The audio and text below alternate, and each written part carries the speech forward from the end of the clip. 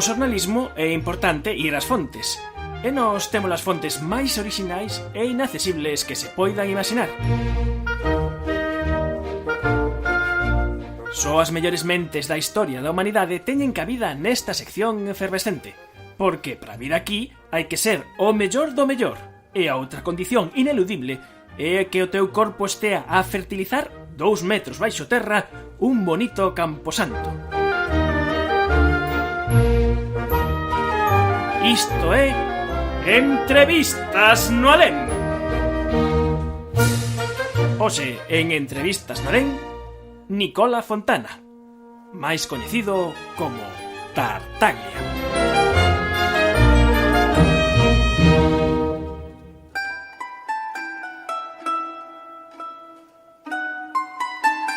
Benvido, señor Tartaglia, a Efervescencia. Boas, Manuelino. É para nós todo un honor poder contar cun dos pais da álxebra moderna xunto con Xerónimo Cardano. Mal. Empezamos moi mal, caro amigo. Ti me pides que veña a este programa, moves influencias no Alén, a Boa, Grandama, a Boa, Galileo, e eu veño aquí humildemente a compartir o meu saber e comezas nomeando diante de min e de toda a tua audiencia o individuo máis detestável que xa máis pariu muller. Bueno, non se preocupe, volveremos máis adiante sobre iso. Se queres, comenzamos Seguro, estás seguro, Manuelino? Mira que marcho, Comenzamos contando ao noso público, que ademais non o pode ver, que é o habitante do Alén máis hipster de todos, con esa barba tan ben coidadiña. A que sí? Grazas a esta barba triunfo no Alén, aínda que non sempre foi así. No Renacemento en Italia habíache moito metrosexuales, sabes? Pero xa tocaba, non? Isto é así porque a súa poboada e fermosa barba agocha un triste segredo e a explicación do seu alcume. Sí. É necesario, Manuelino. Seguro que os nosos ointes queren saber, e ademais xa pasou moito tempo. É certo, pero é o que dime o meu psiquiatra no Alén, Freud. Non o dos supermercados, como dicías ti. O outro. Total, xa está todo na Wikipedia. Diga. Na domo, na miña casa, en Breccia, éramos pobres. O meu pai matarono cando eu tiña 6 anos e logo veu a guerra da Liga de Cambrai. É unha guerra de todos contra todos, os Estado Pontificio, a República de Venecia, Francia, España, Escocia, Inglaterra, os mercenarios suizos, en fin, un lío. E cando tiña 12 anos, os franchutes sitiaron Breccia.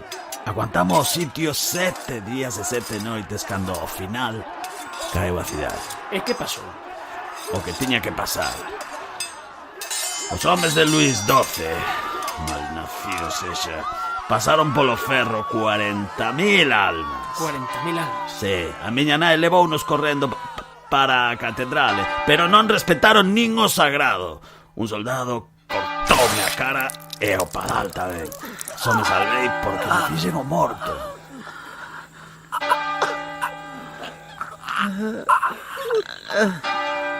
Arrepiante. Conmovedore, Manuelino, conmovedore.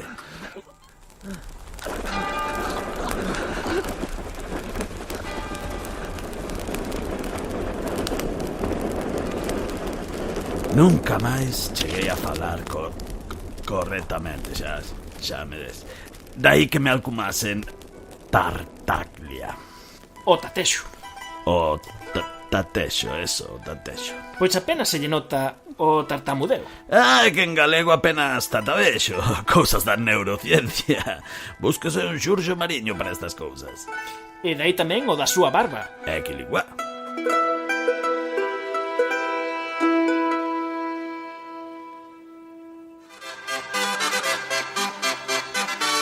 Nicolo Fontana Tartaglia, matemático e enxeñeiro militar que naceu en Brescia, na República de Venecia, no inicio do século XVI. Autor prolífico e tradutor italiano de Arquímedes e Euclides. Coido que vostede foi o primeiro no estudo do tiro parabólico. Certo. Fun o primeiro en descubrir que para lograr o maior alcance das balas de canón, cumpría acadar unha elevazione de 45 graus. O dato é correcto, aínda que seica que non o deu demostrado matematicamente. Tivo que vir despois o Galileo para... Nada. Iso é pecata minuta, Manolino. Escribín 2 libros de artillería, outro de fortificacións, de submarinismo. Fíxate que moderno era que ata fixen un con preguntas do público. Ben, agora preguntamos nós. A fórmula para resolver ecuacións de segundo grado, esa famosa de menos b más menos raíz cadrada de b cadrado menos 4ac partido de 2a, non diga nada que daquela nin coñecían os números negativos. Bueno, esa fórmula xa se coñecía desde os gregos, pero non hai a fórmula xeral das ecuacións de terceiro grado, das ecuacións onde xa aparece o x elevado ao cubo. Aquí é onde vostede entra a formar parte da historia das matemáticas. A equilingua, sí. Daquela andaba por aí un fulano rumbando que era quen de resolver ecuacións cúbicas, un bocas. Antonio Mari Fiori. Ese, creo que se chamaba así. O fulano tivo valor de retarme matemáticamente. E claro, eu non o podía permitir. O reto era poñerlle 30 problemas ao contrario a resolver no prazo dun mes. Que resolvera máis problemas do rival levaba os cartos depositados previamente ante notario. Pero vostede, confese, sabía resolver as ecuacións cúbicas cando aceptou o reto? Mira, os problemas eran do estilo: un home vende un zafiro por 500 ducados e consegue un beneficio igual ao cubo do seu valor inicial. Cal é a ganancia? Eu sabía resolver un caso particular, pero a noite antes do reto estive matinando e conseguín chegar a unha fórmula máis xeral. Cando me chegaron os problemas do fulano, apenas tardei 2 horas en resolvelos todos. E claro, gañei toda a pasta por palidón.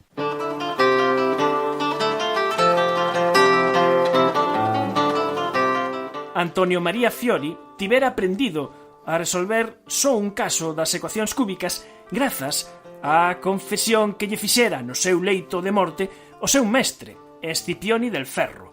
Ese segredo tamén o coñeceu o xenro de Del Ferro, un tal Aníbal de la Nave. Eses son detalles sen importancia. Vostede cree? Sí. O caso é que a nova da súa vitoria correu como a pólvora. Certo. Tanto que un matemático ben situado socialmente daquela, Xerónimo Cardano, contacta con vostede para que lle conte o seu segredo das ecuacións cúbicas. Cardano, porca miseria. Un miserable fillo de... Mira, férveme o sangue cada vez que escoito ese nome. Sabías que me estivo facendo a pelota para que lle contara a miña fórmula? A Cardano non lle valía un non como resposta. Prometeume unha boa recomendación para gobernador de Milán, pero nada de nada. Nada de nada, pero ao final cedeu. Cedín, claro que cedín. O moi zorro xurou que nunca publicaría a fórmula antes de que eu o fixese, pero unha vez que tivo nas súas mans o segredo, foi correndo a publicalo no seu Ars Magna.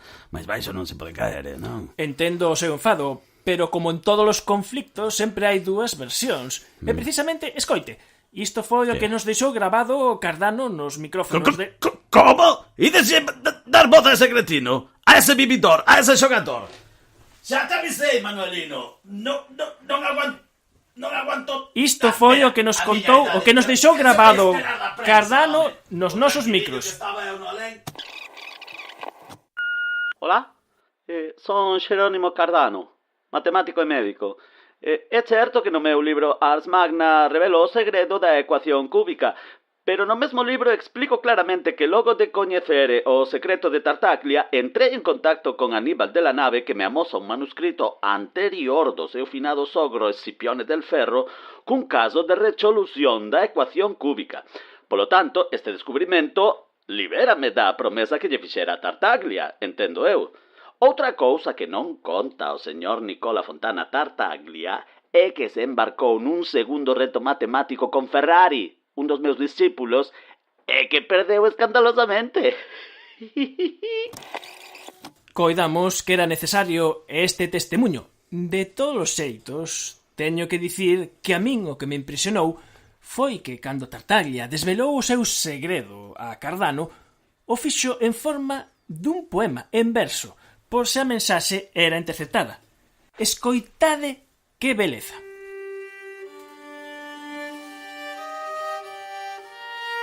Cando está o cubo coas cousas preso e se igual a algún número discreto, busca outros dous que difiran neso.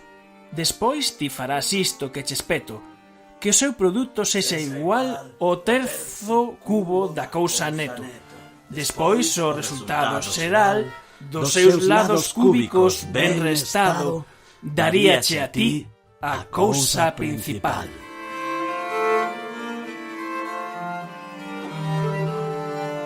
Volve, señor Tartaglia. É que me emociona, é belo, é belísimo. Sí, señor. Tan fermoso como o famoso triángulo de Tartaglia Pascal. Outro achado meu que me obrigan a compartir. As cousas tampouco son moi claras. Se quere, contamos a historia e que a audiencia valore, vostede dirá. Mellor outro día, Manuelino? Outro día será entón, señor Tartaglia.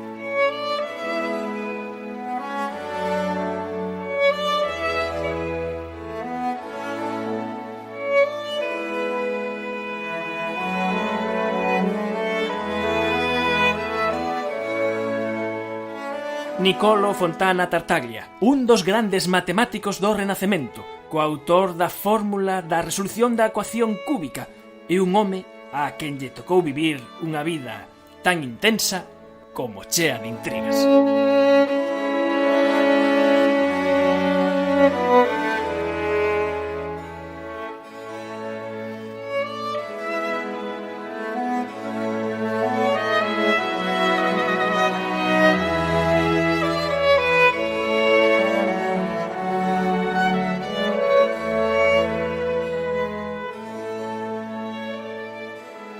Ao final non estivo mala a entrevista, Sabes que fixen un libro de enredos de pensar deses que vos gustan no programa de Efervesciencia? Sí? Sí, queres que vos deixe un enrediño? Como non, os micros son todos de vostede. A ver, 3 persoas queren repartir o aceite dunha garrafa de 24 litros. 24 litros. Como se pode facer o reparto se só dispoñen de 3 garrafas de 5, 11 e 13 litros respectivamente? 3 garrafas de 5, 11 e 13 litros respectivamente. Que interesante. O lanzamos outra vez máis para que a xente o colla ben. A ver, 3 persoas queren repartir o aceite dunha garrafa de 24 litros. 24 Como litros. se pode facer o reparto se só dispoñen de 3 garrafas de 5, 11 e 13 litros respectivamente? 5, Está claro. 11 e 13 litros respectivamente. Sí. Moi original. Ademais, este é un dos enredos que hai que responder con lápiz e papel. É original, pero... Sabes que isto... que, amigo, isto tamén me copiaron. Tamén, non me diga. Sí. Pregúntalle ao actor este de acción, o Bruce Willis. Bruce Willis? Sí, sobre a escena da bomba e a fonte d'auga na peli 3 da xungla de Cristal. Pregúntalle. Home, o que non lle pasa a vostede, señor Tartaglia. Soy una bomba. Acabas de activarme. ¡Mierda! Te dije que no la abrieses. Espero que hayan recibido el mensaje. Tiene un circuito de proximidad, así que no corran, por favor. Ya hemos corrido bastante. ¿Cómo apagamos este traste? Debería haber 2 garrafas en la fuente. Una de 5 y otra de 3 galones. Llene una de ellas con 4 galones justos de agua y póngala sobre la báscula. El contador se parará. Sea exacto, 1 onza de más o de menos provocará la detonación. Si sigue vivo dentro de 5 minutos, volveremos a hablar. ¡Espere! No lo entiendo. ¿Y tú? No. Coge las garrafas. Está claro que no podemos echar 4 galones en la garrafa de 3, ¿no? Es obvio. Bien, escucha. Llenamos la garrafa de 3 galones justo hasta arriba, ¿vale? Ajá. Bien, ahora pasamos estos 3 galones a la garrafa de 5, lo cual nos da 3 galones exactos en la garrafa de 5, ¿no? Sí, ¿y Bien, después? ahora cogemos la garrafa de 3 galones y la llenamos hasta un tercio. No, ha dicho que fuésemos exactos. 4 galones justos. Toda la policía de la ciudad movilizada y nosotros jugando como niños en el parque. ¿Quieres concentrarte en el problema en cuestión? Efervesciencia. Patrocinado pola FECIT, Fundación Española para a Ciencia e a Tecnoloxía, Ministerio de Economía e Competitividade, unha colaboración da Universidade de Santiago e a Radio Galega. Se respondiche 75% a probabilidade de choiva a fin de semana, A cuestión que lanzamos ao principio do programa estás no certo. A propósito, o primeiro que colgue no noso Twitter ou no noso Facebook a solución ao problema de Tartaglia dos 24 litros de aceite a repartir en garrafas de 5, 11 e 13 litros, mandaremoslle un libro de divulgación científica. Marchamos. Adeus.